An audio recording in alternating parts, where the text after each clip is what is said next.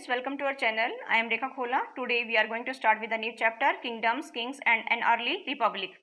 देखिए, राज्य, राजा और एक प्राचीन गणराज्य, इसके बारे में हम पढ़ेंगे डिटेल में. So let's get start. Election day. Sankaran woke up to see his grandparents all ready to go and vote. They wanted to be the first to reach the polling booth. Why Sankaran wanted to know were they so excited? Somewhat impatiently, his grandfather explained, "We can choose our own rulers today." एक दिन जब संकरन सोकर उठा तो उसने देखा कि उसके नाना नानी वोट डालने जा रहे थे. ठीक है, लेकिन संकरन ये जानना चाहता था कि वे इतने उत्साहित क्यों थे.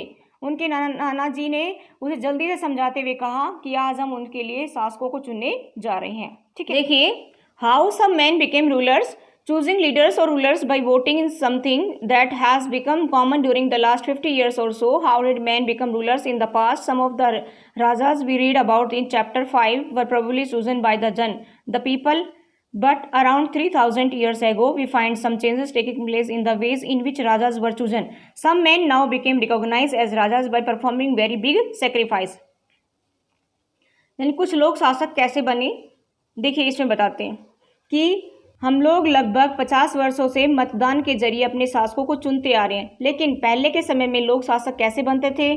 हम 5th चैप्टर में हमने पढ़ा है कि कुछ राजाओं को जन यानी लोगों द्वारा चुना जाता था. लगभग 3000 साल पहले राजा बनने की प्रक्रिया में कुछ परिवर्तन आए. कुछ लोगों ने बड़े बड़े यज्ञों का आयोजन कर स्वयं को राजा के रूप में प्रतिष्ठित कर लिया. देखिए आगे. The Ashwamedh or horse sacrifice was one such ritual. A horse was let loose to wander freely and it was guarded by the Raja's men. If the horse wandered into the kingdom of other Rajas and they stopped it, they had to fight. If they allowed the horse to pass, it means that they accepted that the Rajas who wanted to perform the sacrifice was stronger than them. These Rajas were then invited to the sacrifice, which was performed by the specially trained priests, who were rewarded with gifts. The Rajas who organized the sacrifice was recognized as being very powerful, and all these who came brought gift for him. यानी कि एक ऐसा ही यज्ञ होता था अश्वमेध यज्ञ. इसमें किसी घोड़े को राजा के लोगों ने के संरक्षण में खुला छोड़ दिया जाता था और अगर इस घोड़े को किसी दूसरे राजा ने रोक लिया तो अश्वमेध यज्ञ करने वाले राजा से युद्ध करना पड़ता था. लेकिन यदि उन्होंने घोड़े को बिना रोके जाने दिया तो इसका मतलब होता था कि अश्वमेध यज्ञ का आयोजन करने वाला राजा उनसे अधिक शक्तिशाली था.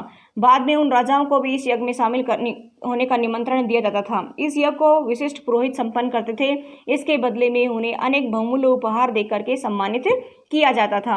अश्वमेध यज्ञ करने वाले राजा को बहुत ही शक्तिशाली समझा जाता था. यज्ञ में आने वाले सभी राजा उसके लिए अनेक प्रकार के उपहार लाते थे. आगे देखिए.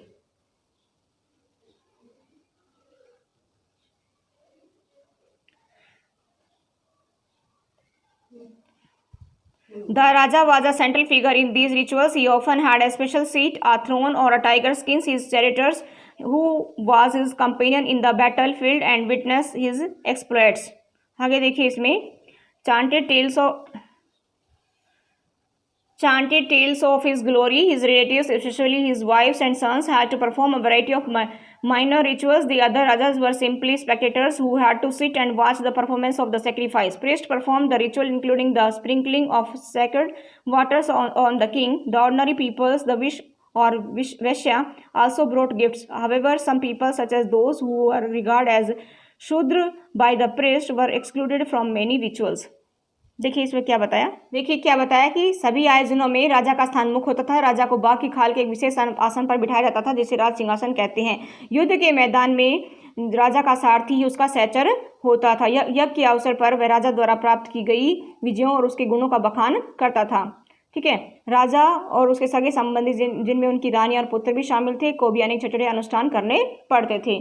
आमंत्रित किए गए राजाओं को सिर्फ काम क्या करना था कि बैठ करके उस प्रक्रिया को देखना होता था. पुरोहित राजा के ऊपर पवित्र जल छिड़कते और कई प्रकार के अनुष्ठान करते थे. ठीक है, विष और वैश्य और अन्य साधारण लोग भी उपहार लाते थे. शूद्र समझे जाने वाले लोगों को पुरोहित अनुष्ठानों में शामिल नहीं करते थे. आगे देखिए.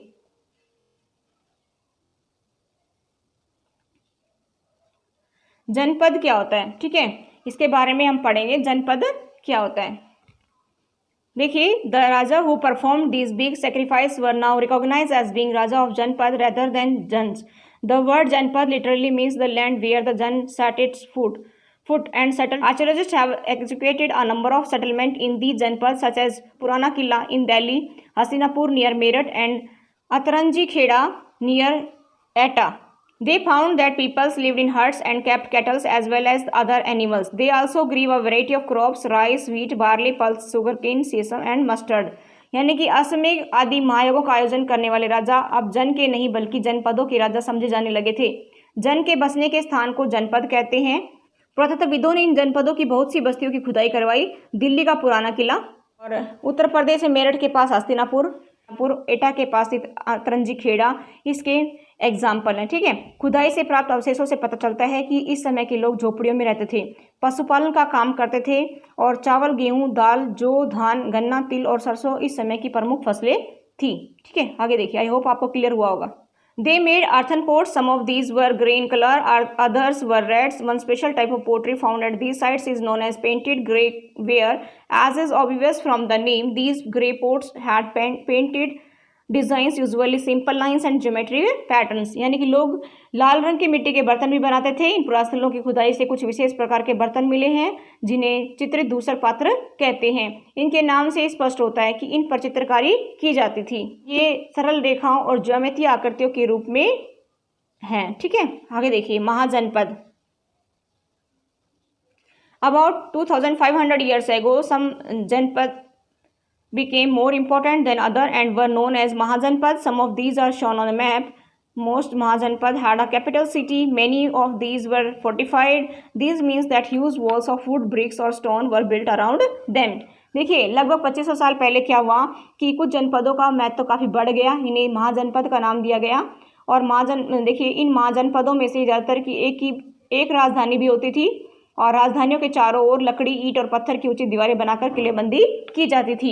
ठीक है, forts were probably built because peoples were afraid of attacks from other kings and needed protections. It is also likely that some rulers wanted to show how rich and powerful they were by building really large, tall and impressive walls around their cities. Also in this way, the land and the peoples living inside the fortified areas could be controlled more easily by the king. Buildings such as huge walls required a great deal of planning. Thousands, if not lakhs, of bricks or stones had to be prepared. This in turn meant enormous labors provided possibly by thousands of men, women and children, and resources had to be found for all of this. इसमें क्या बताया कि लोगों ने अपनी सुरक्षा के लिए बड़े बड़े किलों का निर्माण किया। अन्य राजाओं की सेनाएं हमला न कर सके, इसके लिए उन्होंने किया। और बहुत सी राजाओं ने अपनी राजधानियों के चारों ओर ऊंची, विशाल और प्रभावशाली दीवारें खड़ी कर अपनी समृद्धि और शक्ति का प्रदर्शन भी किया। इस तरह के किले बनाने के बाद इनके अंदर रहने वाले लोग और उस क्षेत्र पर नियंत्रण करना बहुत ही आसान हो जाता होगा। ठीक है, ऐसी विशाल दीवारें बनाने के लिए व्यापक योजना बनानी पड़ती थी और बड़ी बड़ी संख्या में ईंटों और पत्थरों की व्यवस्था करनी पड़ती थी। इसमें रहने वाले स्त्री, पुरुष और बच्चों ने इसके लिए कड़ी मेहनत की होगी। ठीक है, आगे देखिए, ये देखो आप किस तरह से दीवार बनाई गई है। The new Rajas now began maintaining armies. Soldiers were paid regular salaries and maintained by the king throughout the year. Some payments were probably made using punch-marked coins. देखिए, इसमें क्या बताया कि राजाओं ने अब सेना रखनी आरंभ कर दी थी और इन्होंने क्या किया कि सिपाहियों को नियमित वेतन देकर के पूरे साल रखते थे।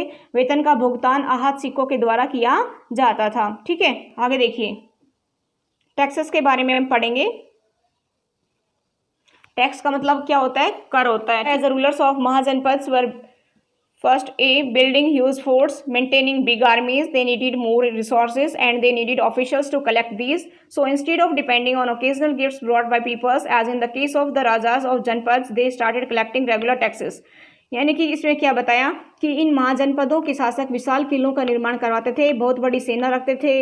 इन सब के लिए उन्हें प्रचुर मात्रा में संसाधनों की जरूरत पड़ती थी। अपने विभिन्न कार्यों को सुचारू रूप से चलाने के लिए उन्होंने क्या किया, अनेक कर्मचारियों की भी आवश्यकता होती थी इनको। ठीक है, इन महाजनपदों के राजा लोगों द्वारा समय समय पर दिए जाने वाले उपहारों पर भी निर्भर न रह करके अब नियमित रूप से लोगों से कर वसूलने लगे। आगे देखिए, इसमें taxes on crops were the most important. This was because most peoples were farmers. Usually the tax was fixed at 1/6 of what was produced. This was known as भाग और a share. देखिए, इसमें क्या बताया, कृषि लोगों का मुख्य व्यवसाय था। उपज पर लगाए गए कर बहुत ज़्यादा महत्वपूर्ण होते थे। पैदा होने वाली फसल का 1/6 भाग कर के रूप में लिया जाता था, इसे भाग कहते हैं। ठीक है, सेकेंड वन क्या है, there were taxes on craft persons as well, these could have been in the form of labour, for example a weaver or a smith may have had to work for a day every month for the king. यानी कि कारीगरों पर भी कर लगाए गए, ये जैसे ये श्रम के रूप में चुकाते थे। उदाहरण के लिए ले सकते हैं कि जैसे बुनकर है, लोहार है, सुनार है, राजा ने उनके लिए महीने में एक दिन काम उनसे करवाते थे। ठीक है, अगला है हर्डर्स आल्सो एक्सपेक्टेड टू पे taxes in the form of animals and animal produce, यानी कि जो पशुपालक है जानवरों के उत्पाद के रूप में कर देते थे। अगला है there were also taxes on goods that were brought and sold through trade, यानी कि व्यापारियों को भी सामान की खरीद बिक्री पर भी कर देना पड़ता था। नेक्स्ट वन है and hunters and gatherers also had to provide forest produce to the rajas, शिकारी और संग्राहक जंगल से प्राप्त वस्तुओं के रूप में कर देते थे। आगे देखिए, आई होप आपको क्लियर हुआ होगा। आगे देखिए इसमें चेंजेस इन एग्रीकल्चर, कृषि में परिवर्तन। There were two major change in agriculture around this time, one was the growing use of iron ploughshares, this mean that heavy clayey soils could be turned over better than with the wooden plowshares so that more grain could be produced. Second, people began transplanting paddy. This means that instead of scattering seeds on the ground from which plants would sprout, saplings were grown and then planted in the field. This led to increased production as many more plants survived. However, it was back-breaking work. Generally, slave men and women, das and dasis, and landless agriculture laborers, कामकारा जिसको बोलते हैं, had to do this work. यानी कि agriculture में परिवर्तन देखिए क्या हुआ। इस समय कृषि के क्षेत्र में दो परिवर्तन महत्वपूर्ण हुए। पहला, लोग अब लोहे से हल के फाल बनाने लगे थे। कठोर जमीन को अब लोहे के फाल से लकड़ी के फाल की अपेक्षा आसानी से जोता जाता था। ठीक है, क्योंकि वो आसानी से अंदर तक खुदाई कर सकता था, इससे फसलों का उत्पादन बढ़ गया। दूसरे, लोगों ने खेतों में धान के बीज छिड़ककर धान बोने के बजाय धान की पौध तैयार करना शुरू कर दिया। पहले की अपेक्षा अत्यधिक मात्रा में पौधे जीवित बच सकते थे, जिससे पैदावार भी अधिक होने लगी और इसमें बहुत अधिक मेहनत करनी पड़ती थी। दास दासी, भूमिहीन खेती हर मजदूर इन कामों को करते थे। आगे देखिए,